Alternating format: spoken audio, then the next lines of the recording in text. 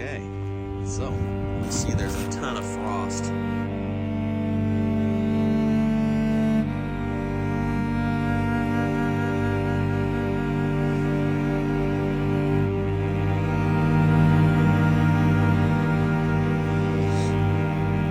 So I do have some broccoli, and with this frost cloth on, these heads have not been frost damaged yet, but small heads forming.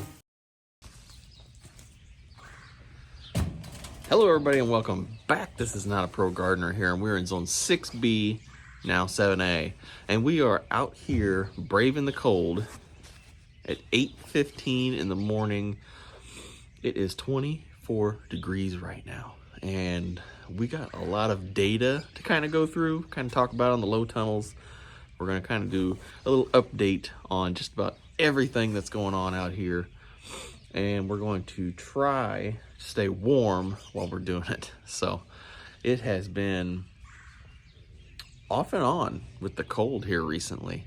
So I'm going to pip up some images. We got our onion seed started. So normally I do not seed start my onions till the end of December, beginning of January. But the last couple times I have done that, they've been a little subpar size, and I seed start indoors because there's not enough daylight outside to grow them big.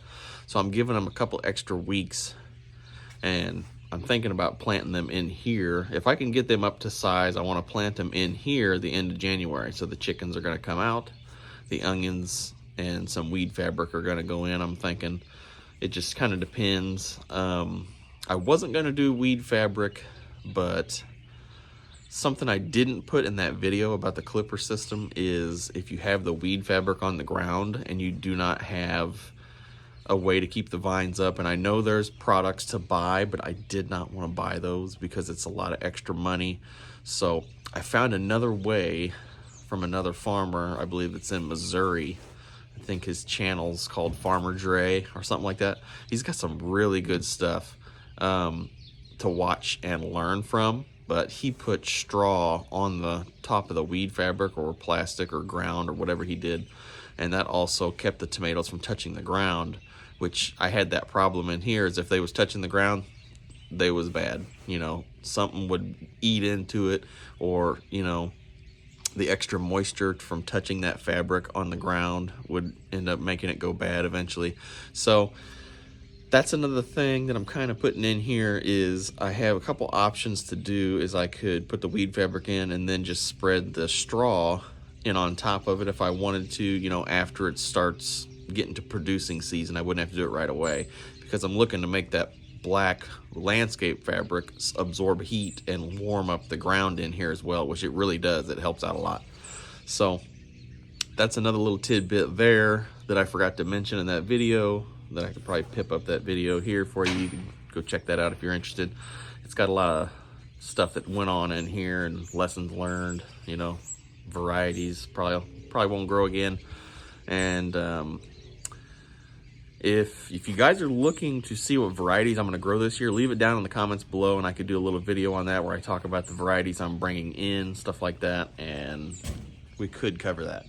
So what we're going to do today, like I said, is we're going to do a little update video, go recap everything and show you the state of everything, because we are in zone 6b, now 7a, and this is a lot of first times for me for a lot of things. And when we go talk about the onions, I'll show you little tidbits about the weather. I put that little sensor in there, so we're going to hook up to that and see what temperature it says it is right now. And then we're going to come back and talk about this stuff here. All right, so let's go ahead and get after it. Okay, so we're gonna come over here and check this out.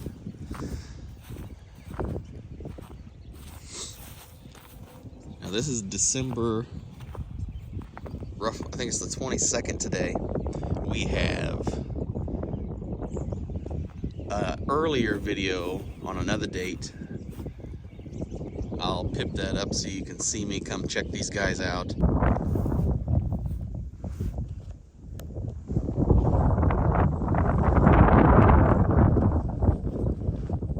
Hello everybody, and welcome back. This is Not a Pro Gardener here, and we are in zone 6B, now 7A. Today is the first weekend in December, and it's 59 degrees outside. We're going to get some showers here this evening, and then a couple days later, we're going to be getting some really cold temps again.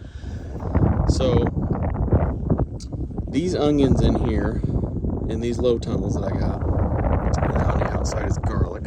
We have had our first below 20s degree night. It was about 4 days ago. We'll take you in close here.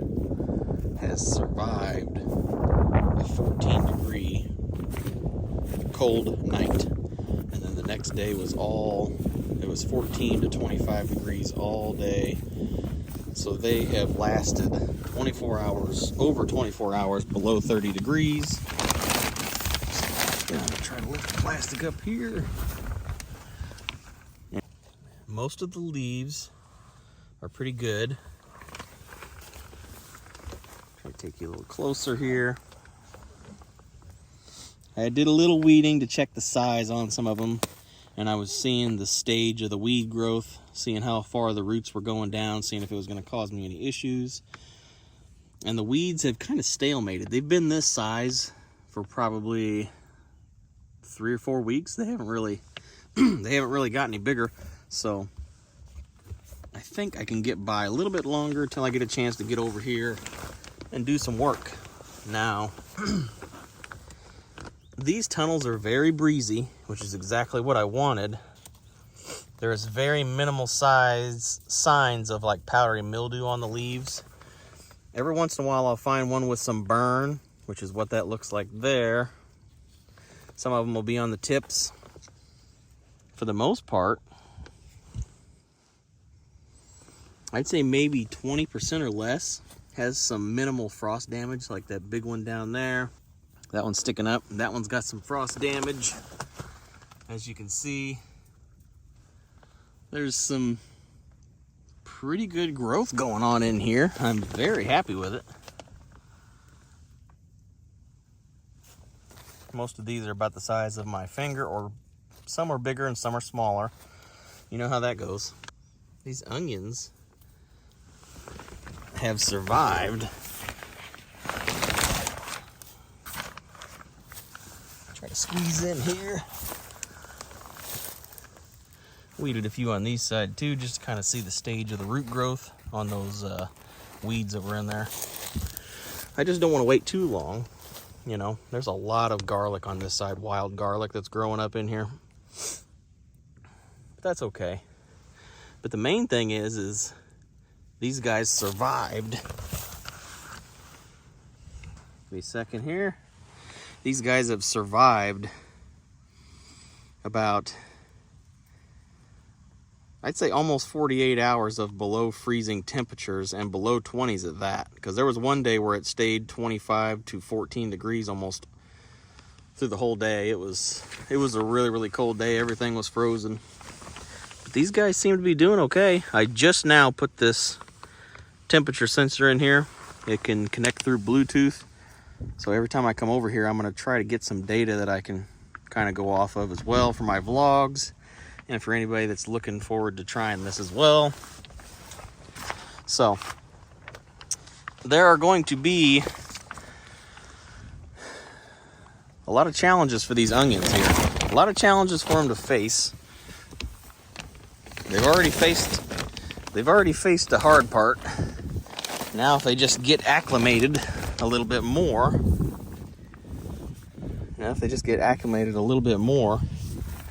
I think I'll be in business. So now if they get acclimated a little bit more, that'll be great. We're looking for them to self-acclimate through these tunnels, but it's also heating the ground up, hence the black plastic on the inside as well heats the ground up. Also saves me a lot of weeding time as well. I'm really hoping I can pull this off, because this would be a game changer for me here in my area to have onions in the fall overwintered in zone 6b-7a, which is where we are now, 7a. I don't really know of anybody that does that, but if this works, it's going to be huge for me and free up a lot of garden space for next year. The moisture is wicking up into the beds. It seems to be doing a pretty good job without any rain. So yeah, I'll pip up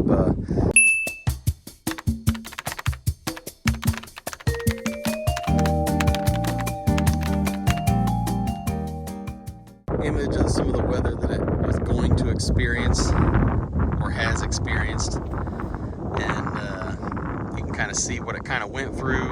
And when January comes around is going to be the real test for these guys to see if it's going to come out on top. So we'll check in on these guys maybe a week later or so and give you a real update on everything else as well. Now, these onions, when I checked them out that first time, they experienced below 30 degrees. So it was like low 20s, high 20s, and it was like that for 3 days straight. You know, it didn't warm up past 27 degrees, and then it went back down to like 20 or 25. And these guys survived it over 3 days. Now, it's been quite a few more days and a lot more nights below 20. So we're gonna go ahead and just check it out. You can see there's a ton of frost on the tunnels. So hopefully these guys survived it.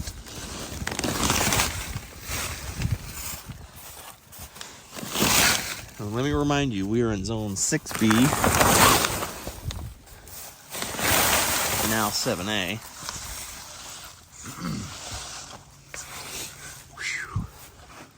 Okay, so yeah,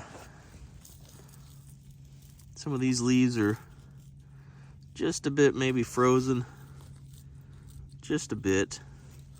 They definitely got frost damage for sure on some of them because they're touching this plastic down here, and this plastic freezes. So the ones that are looks like that they're all touching that have been frost bitten off. They're all about the size of my index finger or a little bigger.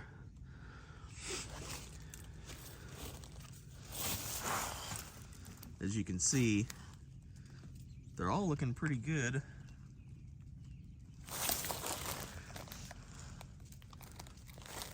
That's the size of most of the onions.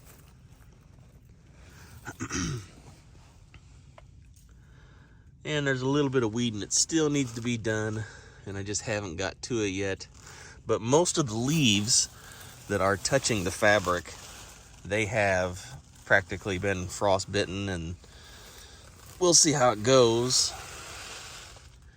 Some of them look a little more frostbitten than others.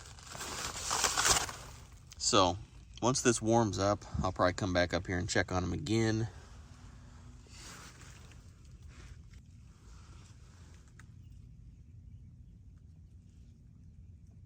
As you can see, the frost is still on them. So I'll come back and later on in the day, and we'll see. I might include that in the video too. We'll just end that little snippet.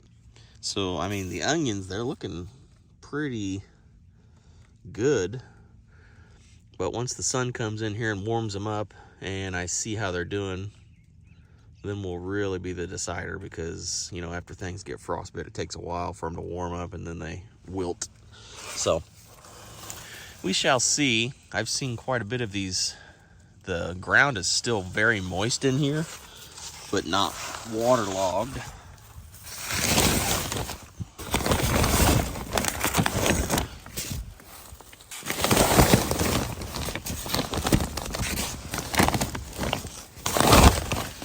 And keeping them where they have a little vent underneath of them it helps too, because I mean, I don't come up here and vent these guys.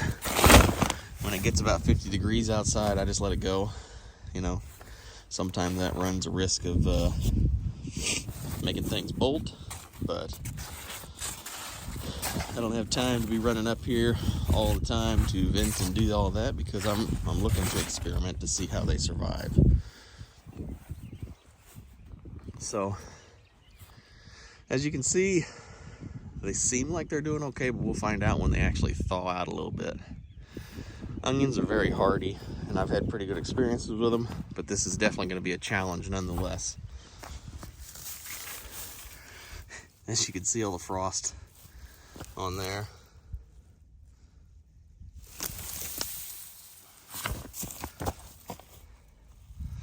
And the music garlic has sprouted a little.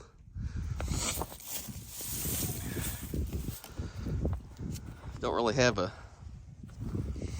ton of, probably got about 3 inches roughly of straw on them. And these guys, these have all sprouted too. You've seen that in other videos.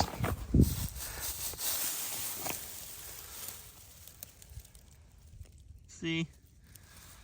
And I'm sure this garlic is like really hardy. I'm sure when summer comes and I get the chance to pull this off or whatever next year, once it gets warm enough, I'll be able to take this hay off there for now. Then I have a feeling they'll perk back up and stiffen up. Ain't too worried about that. They're pretty hardy. So these tunnels looking pretty good. Garlic seems to be okay. So let me I'm gonna go ahead and pip up some images of the thermometer that's in there as well to show you. It's 24 degrees out here right now.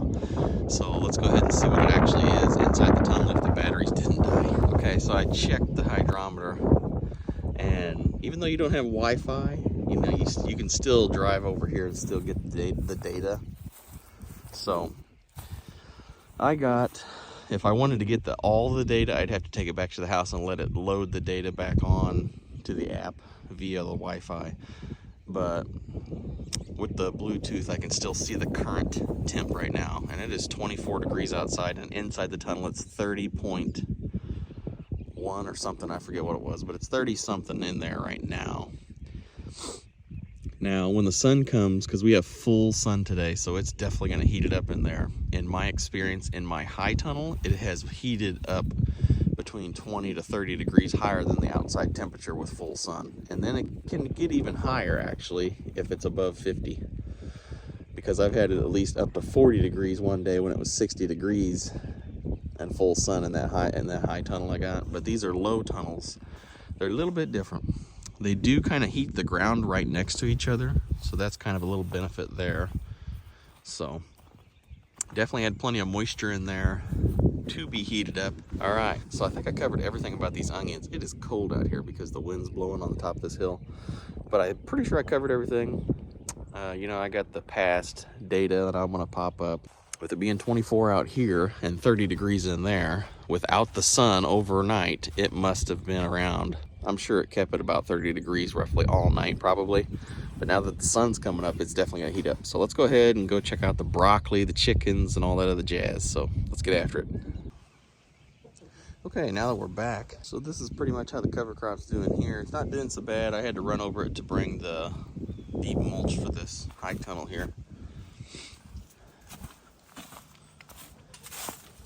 Got a little extra bucket of water up here for them. I did have the water sitting outside here, but it is frozen at the moment. So I gotta bring some water out here for them from time to time. Let's see if I can get this thing one-handed here.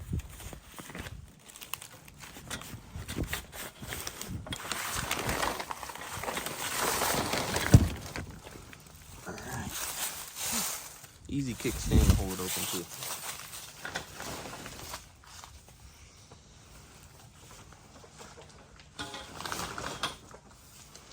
Okay, yeah, they're doing okay. I've just been rotating the roosting pole around to kind of give them a little, you know, even distribution, even though they still stir it around with their feet. Let's give them a little water here.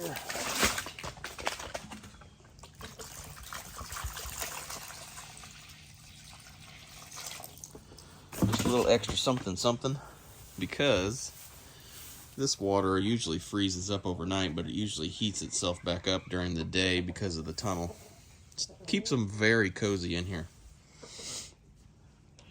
And with the deep mulch system, it will keep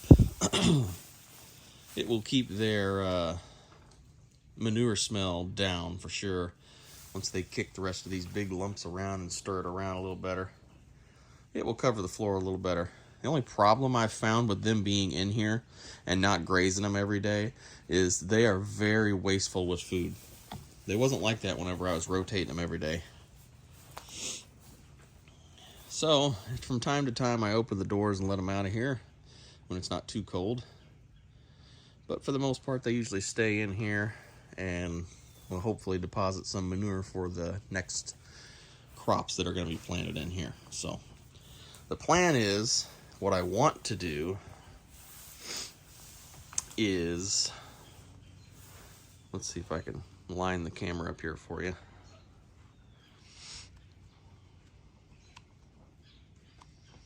Okay, so the idea here is one row of tomato plants in the middle, which will be my cherries, is what I'm gonna do. I think I got blush. And then I got, for the sides, on each side, I want to do an early variety. I think it's called Primo Red, which is an early maturing variety. So I can have some early tomatoes. And then on here on the sides, I got extra room. As you can see, I still have that trellis. Up there on top. Now, it worked for indeterminate tomatoes, but I think it would be a way better used for cucumbers. So what I'm thinking is I want to transplant onions along the side here, all the way down, both sides maybe, and start growing them in early January, which usually I don't get things planted till like March for onions, because you know I order them from places from time to time. But the last couple years I've been growing them, so I started them a little extra early this time because I'm hoping to maybe plant them here along the sides. So if I plant them on the sides of the tunnel catch a lot of rainwater, and it sheds a lot of rainwater as well, and the sides are always watered really heavily. So I want to plant them there, use that space, and then maybe 6 inches off of that I want to transplant cucumbers, trellis them. Ooh. Sorry about that. Camera died for a second. So I want to transplant the cucumbers, you know, in here as well and trellis them up and try that as well. That's a whole technique thing for another video. So we're going to try the clipper system for our cucumbers and just try to help cover that as well for our videos, but also to see if I like it, because that would be 50 row foot of cucumbers, which is pretty good amount for the market that I'm at, you know, stuff like that. So onions, cucumbers is what I was thinking. Then once the onions come out, I was thinking about the cucumbers should be getting pretty close to being ate up by bugs, you know, unless I find a good organic spray or something. I found a few tricks that I want to try, but I got to buy the stuff first. So we'll see how that goes. I'll cover that when time gets to it. After these tomatoes, these early tomatoes are done, before I take these tomatoes out, I want to transplant a new heat tolerant variety in here to grow all the way to fall, maybe for head lettuces. It's something I really want to get better at, is growing summer. Something I really want to get better at is growing summer lettuces in here. I got two new varieties that have come highly recommended from some really nice folks that grow for their restaurant in Missouri, and also what I've seen on the no-till growers lineup kind of situation there. So we'll talk more about that another time. But these little guys are sitting cozy, and they do not complain about this place in here. Might have a few eggs laid on the ground now that there's bedding, but that's not that big of a deal. So we're going to go ahead and get down to the broccoli. Okay, so let's go ahead and we're going to start here. So everything is solidly frozen. As you can see, these spinach plants that I direct seeded here. Pop up a little video of that, little clip up there, so I'll pop up the video so you can watch them clips in that video. This spinach is just big enough to keep something growing. I got a little line of radishes all the way down here too as well. They have been frostbit so many times that they kind of started to bounce back, but I think they're going to end up being sacrificed for the garden, either through rabbits or just to be food and green biomass for the ground there and the worms and stuff. Same goes here, just spinach this time, and then just another row of spinach here as well. So here we have cauliflower.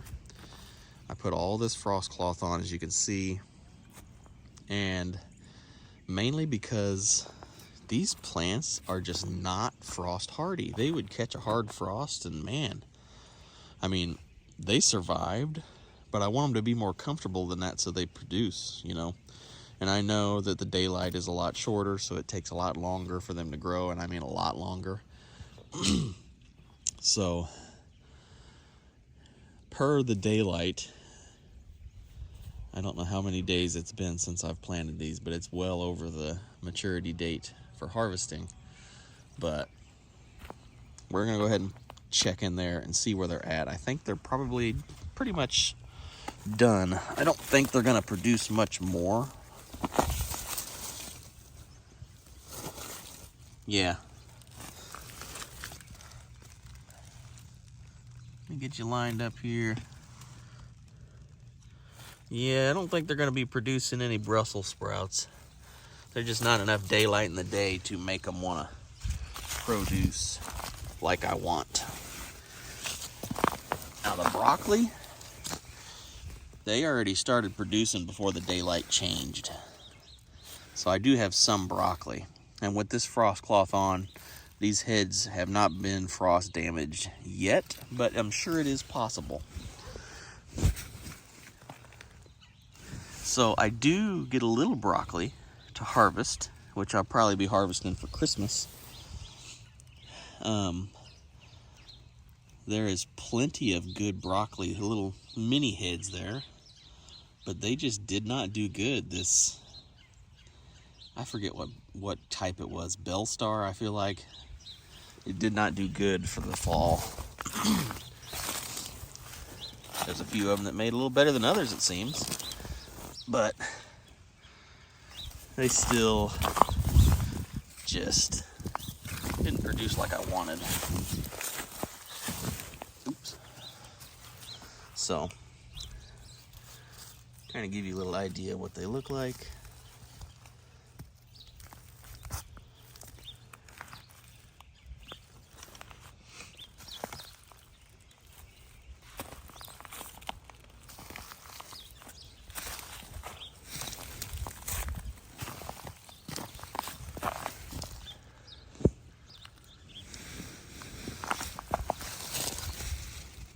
And that's pretty much how they go throughout this whole little endeavor that I tried here. Ever since mid-November, these guys have looked just like this, heavy frost damage. That could account to why they look the way they do, you know. I have been watering them with my overhead watering system on the days that allow me to. So in between me doing that and the rain, they have been watered plenty, but they just wasn't far along enough for me to grow a fall crop, I don't think, if you know what I mean. What I mean is, that's a big issue that I had here, is I didn't get them planted just quick enough to get that extra little bit in. The broccoli was really close. If I had put them in probably 2 or 3 weeks earlier, they probably would have been bigger than that and done. All right, I'm gonna have to get on the other side here. So let's see if these guys made anything. The last time I checked,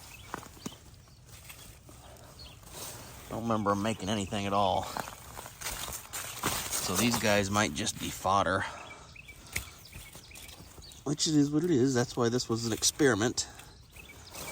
See how it went.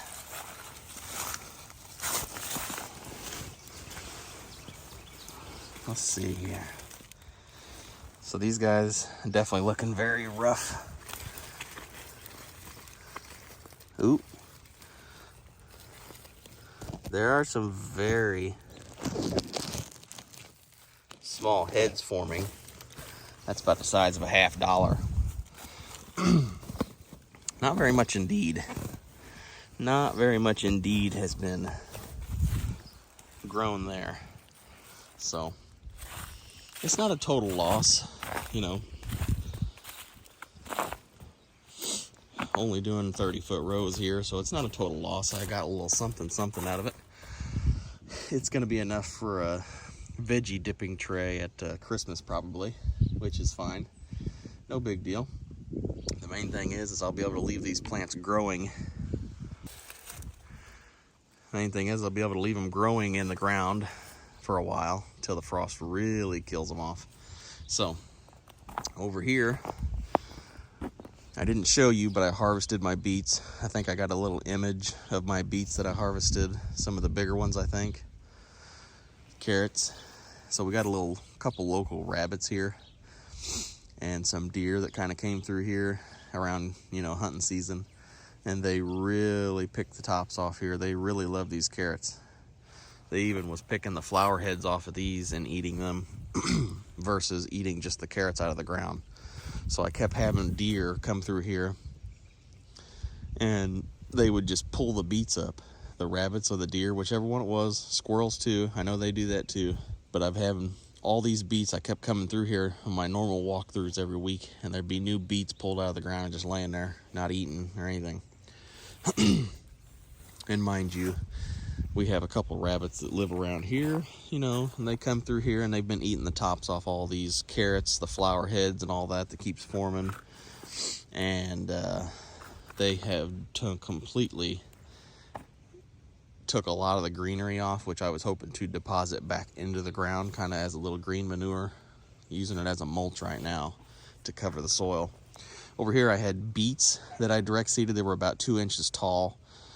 And when the deer came through here, this whole little plot right here was just tampered down. Like there was about 30 deer out here, and this whole little section here had so many footprints in it, they did not survive. They wouldn't have survived this hard frost right now either, so it's not that big of a deal.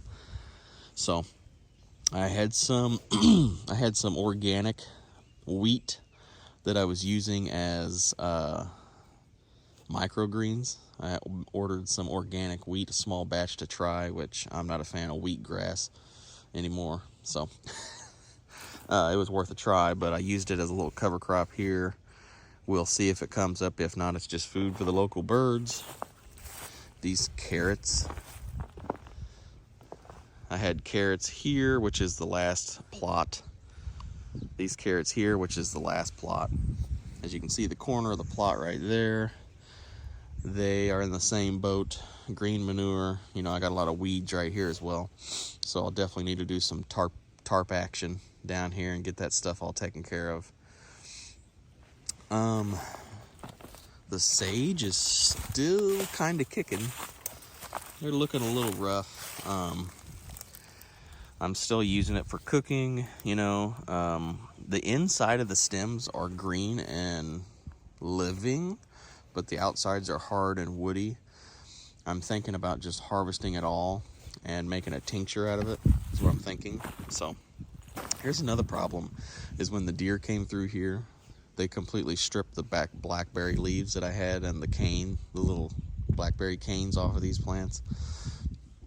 They killed one of them, but I still have 4 left, but they're still looking kind of rough. As you can see, I got one more layer of mulch to put on here soon. I'm going to do that. And as you can see, I forgot to harvest my celery. The celery was looking so good, and I realized I forgot to harvest it. It really sucks because that was like a volunteer celery plant, and I failed it.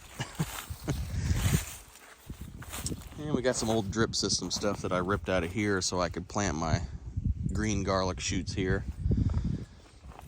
And we got a little pallet for overflow plants I can stick out here. Let's go ahead and go in the greenhouse and check that out, see how it's doing. All right, I'm really excited about the greenhouse this year. Let me zoom out so you can get the full effect of it.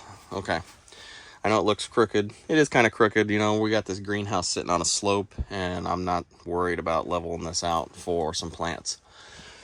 I got the tables, they are level. This is my new project I got. So last year I kind of got into bonsai plants, and I'm trying to grow this rosemary plant out to be an indoor bonsai plant. As you can see, the stem is getting pretty nice size. It's definitely good size to shape.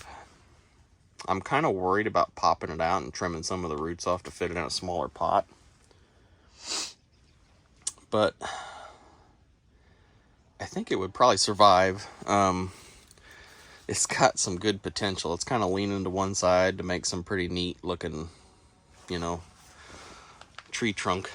And then I'll have to let it grow back again. So I got a little sage plant there as well that I'm just trying to carry over till next year. I did have some lemongrass out here, but it died.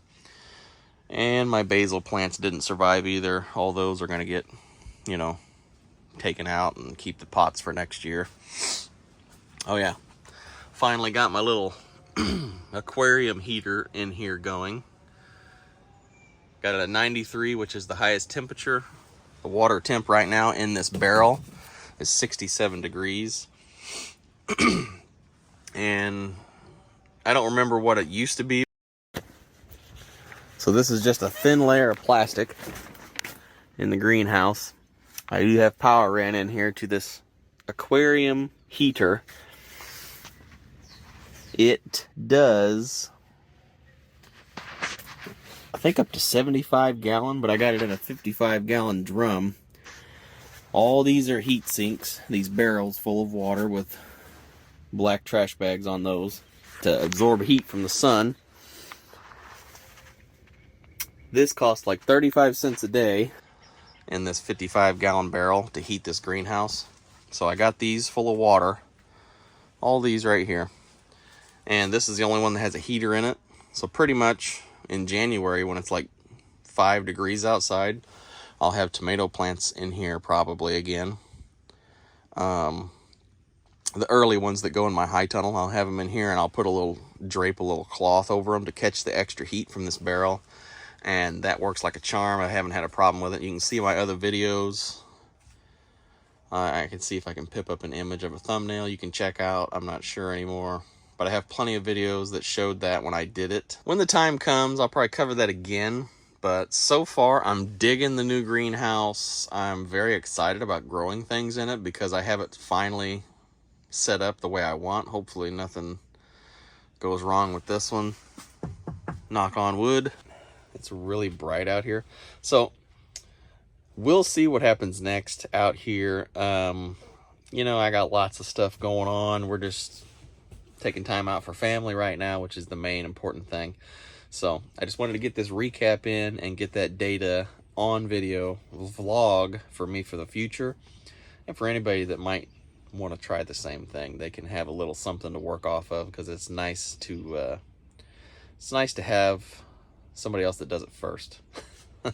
But I know I'm not the first one to do things like this, but I'm definitely not the last. And for zone 6b-7a, I haven't found a whole lot of information on stuff like this, so it's kind of nice to see.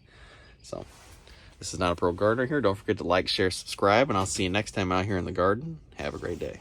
I also forgot the rosemary. Haven't covered this at all yet. Doing great. Pretty hardy. The oregano, the thyme, all doing great. Wish I wouldn't have put oregano in here. Wish I'd have just did thyme, but I think this is forever going to be a fighting battle there. Man, guys, this is a ton of snow. Trying to clear this stuff off of here. It's just so much snow. Oh, this is pretty awesome. Last year we didn't get a whole lot. This year we got a bunch. But these guys are still pretty happy in here. Hey, bud. Nice and comfy. You can just see the snow stacked up. That's about 3 foot high. Not as much on this side. We're gonna go ahead and try to get the rest off from the inside. It'll be a lot easier.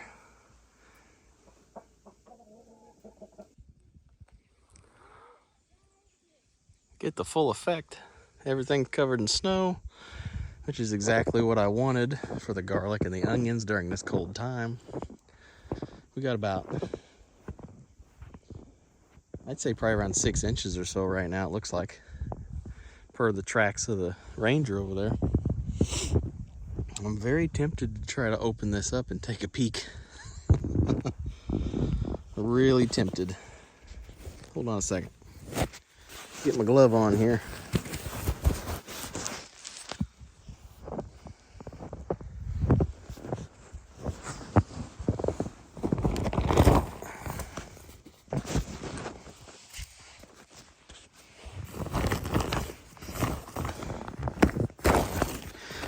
Big old chunk of ice down holding the edge.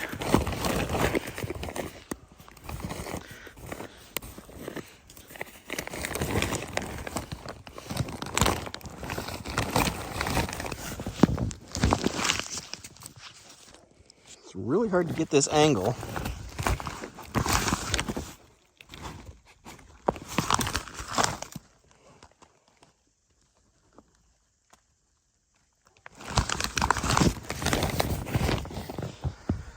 That's probably as good of a sneak peek as you're gonna get.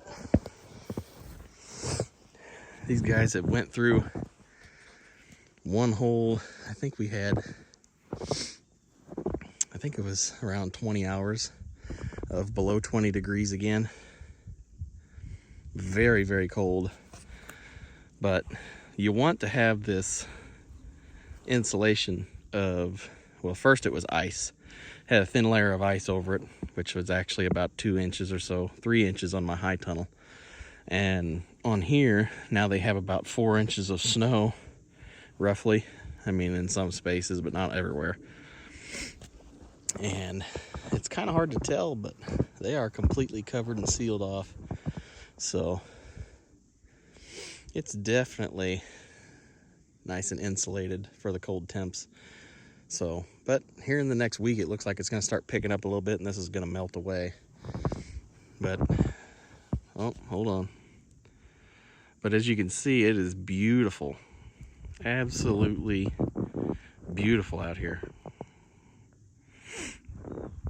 Absolutely beautiful out here. Me and the kids are doing some sledding down this gigantic hill over here. And it's just such a nice picture. Love it. So that's the best update I can get you on the onions without having to lay down in the snow. So I think that's good enough for now for records. It is the 10th of January right now. And we've had snow for about 4 or 5 days. Just getting some more snow today. It's pretty thick. All right, I'll see you next time. Have a good day.